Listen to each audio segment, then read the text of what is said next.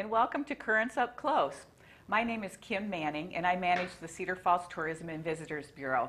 We have a great program planned for you today. We're going to talk about the Cedar Valley Pedal Fest. It's a new event. This will be our second year of hosting this event, and I've got some guests with me today to talk about that. Luann Alameo and Joe Larson are here. You guys are part of a larger planning committee. Yes. I always want to say the dates first. July 1st and 2nd. Correct. Let's tell the viewers a bit about this, Luann. You and Joe came to us with an idea of something to do over the 4th of July. Mm-hmm. Tell us about that. Yes. Well, I went with my husband and Joe and Lee to an event in La Crosse, Wisconsin that was very similar, and we were discussing on all of these rides, why couldn't we do something like this here? And we decided that we wanted to bring the idea back to you, and because I'm on the tourism board and wanted to share it with you, I wanted to visit with you about it because it was a family-friendly event that would showcase the entire city via your bicycle. And I thought, if they can do it in La Crosse, and one of the comments that some of the people mentioned there was that every city should be doing this to promote bicycling, safe cycling, and just showcasing their city. And I got to thinking, I thought, we could do something similar to this. And so when I presented it to you, you said, yeah, let's go for it. And so we chose that soft weekend of the 4th of July weekend, the 1st and 2nd, because we want people to have something fun, exciting, free to do on the weekend, so they don't have to necessarily leave town. There'll be something fun to do here. Great, great. And boy, you guys came through. You came up with a committee of lots of people that have come up with a ton, 14 different rides this year. I don't remember how many you had last year, but there's a nice variety, something for absolutely everybody. You also wanted to tout the trails and the bikeability of our community and some health aspects of it as well. Well, I think it was kind of interesting when we went to La Crosse. I'll just say Mayo Clinic sponsored the event there because they felt that it was important enough for the health benefits of the city. They wanted to see something like that happen. So we went to the health institutions here in our area, and as you know, both of them are sponsors. So I think that says a lot. Plus, we have the Blue Zones project. Because we're a Blue Zone city, we might as well be showcasing our area via a bicycle and trying to show pedestrians and bicyclists and motorists that you can transport yourself on a bicycle very easily here in this area and get to where you want to go. Well, I love that you got like the Cedar Valley Cyclists, the Cedar Valley Bicycle Collective, Cedar Valley Association for Soft Trails. You're on that group, Joe. Lots of different groups together to put these rides together. So many hands make for light work and a lot of variety. Well, there's lots of entities in this area that can showcase a ride, and it's just kind of interesting. You start talking to a restaurateur, and they want a ride to end up at their spot, or a coffee place, or a church, or a park. And so you can create rides for just about anything and make them fun, and people get to meet a new group of people, and plus they get to ride, and they're moving, and it's educational, and people get to see our university and all the entities that we have and amenities that we have here. Well, let's go through that schedule. Like I said, 14 rides. Tell the viewers what you got planned for them. Well, we're starting off with on Saturday in the morning with the Blessing of the Bikes. We have the Association for the Pastors. We're going to come out and make sure everything gets off to a good safe start. Good. And then we're going to be going off with a coffee ride, which will encompass the coffee shops in the area, starting off at Cup of Joe's and then winding up going to a sidecar over in Waterloo, and then on the way back.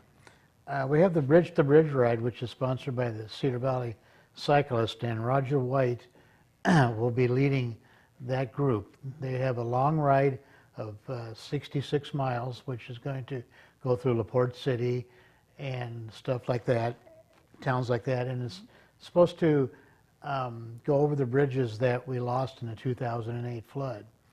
That ride is not really geared for a child. Good to know. No, so that's for the more experienced road riders because they are going to utilize some of the roads. And then we're going to be doing a shorter ride of 25 miles, leaving out at the same time.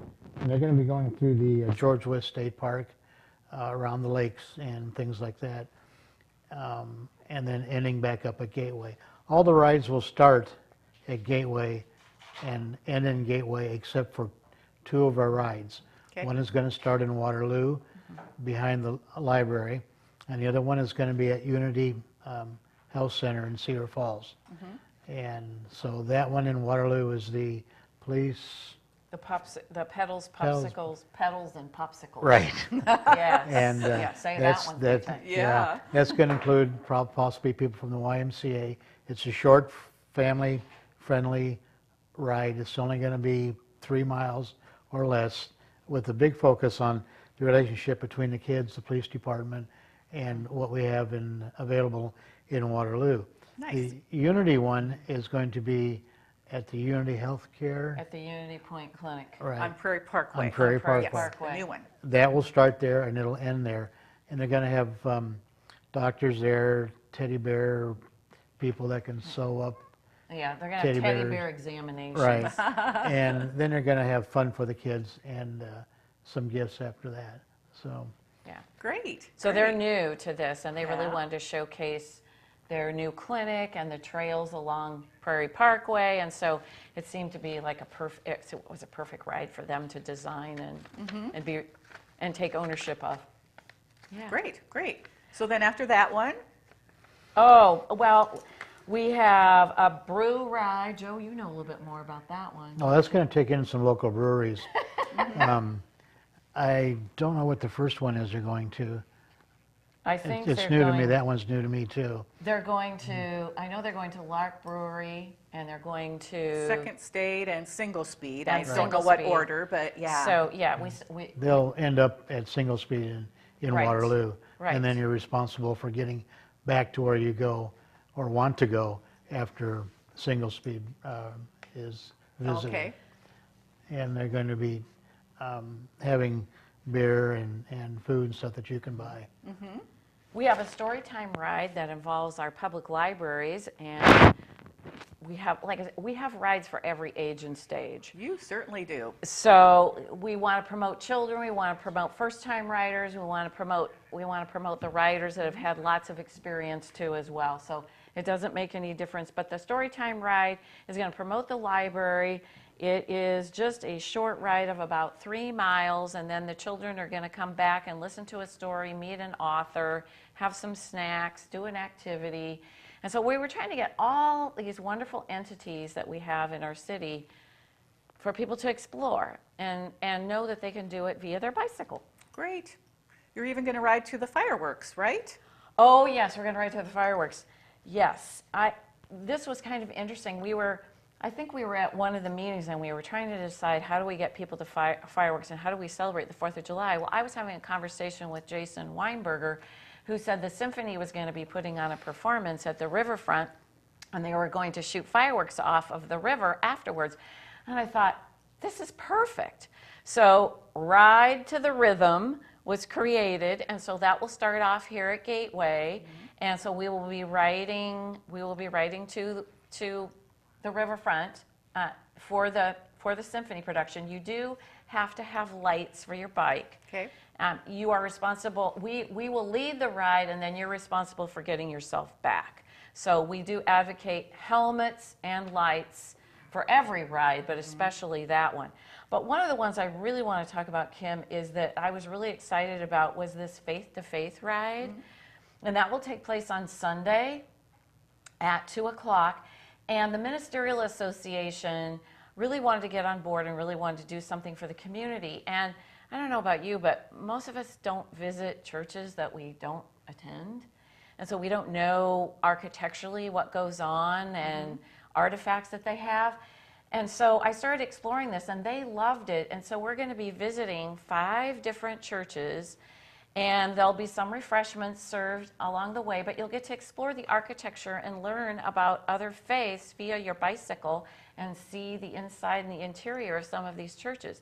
And I just think that's really cool. That is a cool idea. So now that ride takes place on Sunday. Yes. So you've got 2 full days, really, of Yes. riding. Yes, 2 So- full days. Okay. So you could be really busy, and plus we hope that you take in downtown. Some of the rides will end downtown, so you can do your shopping, your eating, your exploring downtown with all the amenities that we have. And so it should just be a really fun couple days for Great. people. You mentioned that there's no charge for any of the rides. No, there's no charge. Do riders need to pre-register, or can they just show up that day? They can Roger is setting it up so they can pre-register for the long road bike. Oh, Or okay. you can register right there in the morning. So they don't have to They do don't that have ahead to, of no, time? no. Great. No. There'll be not- somebody there to help take in the registers. And if people want additional information, where should they look? They can contact your office and contact you, and if they would like to volunteer, they can still contact you, and then those messages will go to me, because we still need people for the bike rodeo that we're going to have on Saturday morning. Okay.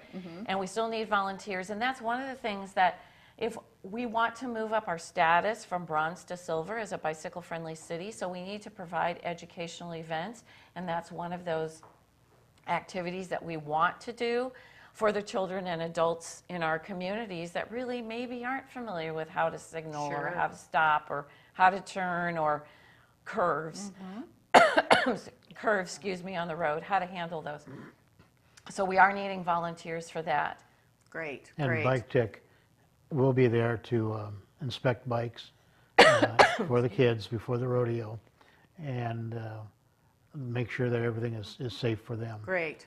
Well, before we wrap up, let's make sure we thank our sponsors. Oh, Events like absolutely. this take some sponsorships to happen. Do you want to kind of go down that list quickly? And Sure. Well, we want to thank Cedar Falls Tourism, of course, and the Cedar Trails Partnership, and excuse me, our two healthcare institutions, Covenant and Unity Point. We greatly appreciate that. And Joe, you've had a lot of familiarity with the retail bikers. Oh, yeah. Europa, they're one of our main sponsors. So is Bike Tech here in Cedar Falls and Waterloo. Cedar Valley Cyclist, Cedar Trails, like she said. Yes. Blue Zone. Yeah, the Blue And, Zones project is very much a supporter great. of this too. well, you can see all of that on the brochures that are Yes. circulating around Yes. town. Thank you so much for being with us, Luann and Joe. Mark your calendars for July 1st and 2nd. It's always the 4th of July weekend. And polish off your bike and get out and join in the fun. Thank you for joining us for today's Currents Up Close.